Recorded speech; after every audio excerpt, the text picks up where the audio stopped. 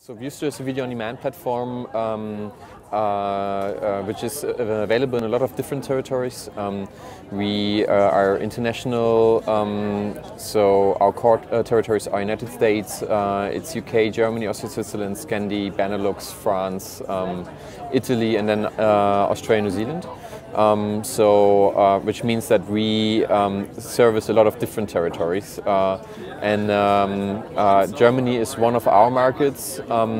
It's an important market because a lot of growth comes from the German market, but at the same time we are an independent player and we have to be careful what we're doing, especially since Germany is quite a competitive market when it comes to VOD. So a lot of players are active here, and there is a huge fight going on in the German market, especially in the subscription video on demand world. What's happening right now is that a lot of international players with deep pockets are battling about the German market. So there is Netflix, which entered Germany last year. We have the German Telecom. We have Maxdome, which belongs to Pro7. There is Vodafone with an own SVOD service, as well as Amazon. And they all have the same business model, and they all struggle to get a piece of the German cake. What's interesting is that they all pretty much have the same content because they all buy major contents. What does that mean for the end user? The end user has the freedom of choice between all those players basically having the same content on their side. How can an end user distinguish between the services? Because branding is not so important for the end user, it's the content which matters. And that is what we are actually doing. We said, okay, we are independent, we cannot spend millions and millions of dollars on contents which are distributed on a non-exclusive base to all those platforms. So we said, okay, we have to find a niche where we can basically be successful. And that's the reason why we said, okay, what niches are out there, and what niches are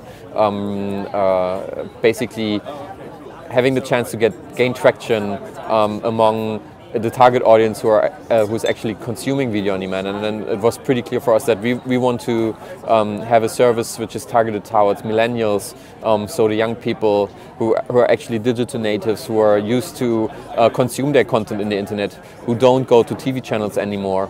And then we said, okay, what kind of content are they interested in? What pop cultural references are there?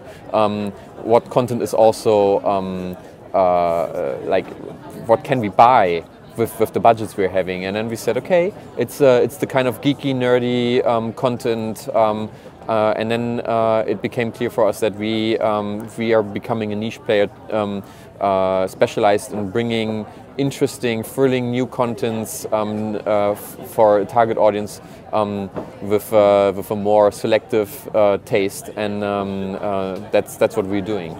We do a lot with Japanese content suppliers, so we have a lot of anime on our platform, simply because it's a very popular genre in the millennials target audience. And what we're doing is we curate by basically two factors. One is how recent is the content, how old is it? If we look at catalog content, it has to be popular. So we don't take old, unpopular catalog content, so we do a very thorough content research. We developed our own KPI research system, which means we check certain key performance indicators. We have an algorithm which puts all those KPIs into perspective, and then we know, okay, this content could be something which works on our platform. And then there's obviously the factor which is how is the content new. And so we started last year doing a lot of simulcasting, which means that we buy content from Japan, for example, and we bring it air it on our platform an hour after it has been aired in Japan. So this is something what we're doing. And then everything which is not anime, we buy very selectively and we look closely, is it something which could match with our target audience? And we do a lot of social media marketing. We speak to our people, we speak to our target audience, we know exactly what they're interested in, and we try to buy content which is relevant, and by talking to them we have a pretty good understanding what they're looking for. I think for Germany, the new technology enables finally a young generation of filmmakers to become more experimental with genre movies. So we see that there is something like a parallel new generation of filmmakers coming out, producing content which is more relevant for the international markets, but it's something which just started, and it's in the very early stages. There is in parallel to the Berlinale, there's the European film market, so a lot of sellers are here, people and companies we are working with since a very long time, so it's a lot of catching up with our existing partners, and then also scouting for product, what could be relevant. So the European film market is a great way to see what's happening in the market, to see how the market is developing, especially in the feature film world, and we are meeting a lot of people here. Also, we are scouting for a product which could be relevant for the Viewster online film festival, which is something we started doing last year. So we are talking also to filmmakers and inviting them to take part of the VOD. So that's what we're here for, and it's really great to be here.